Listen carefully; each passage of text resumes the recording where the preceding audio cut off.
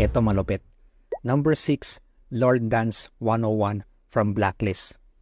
Kung meron mang team na na-master ang Lord Dance, Blacklist International ang team na talagang gamay na gamay ang Lord Dance.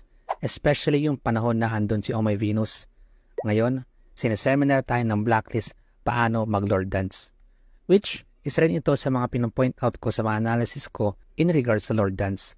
Is lagi mong tignan yung opposite side ng Lord.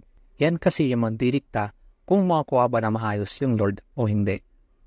So dito, against SMG, Game 1, simple lang ito. Kapag hindi equal yung minion wave sa opposite side ng Lord, which dito, yung bottom lane, ang gagawin ng Blacklist is i-hold lang nila yung Lord. Kasi, hinihintay nila may bumaba para i-defend yung bottom lane. Pag walang gumawa nun, i-reset lang nila. Hanggang sa mas low push yung bottom lane, walang no choice ang SMG, kailangan meron mag-defend. And the moment may nagpakita dyan, kahit isa, hihiro agad ang Blacklist para mo-zone yung kalaban. Which dito, the moment na slow push yung baba at nagpakita yung Beatrix sa bottom lane, like literal sumilip lang yan, go signal yun para sa Blacklist na mag-hero.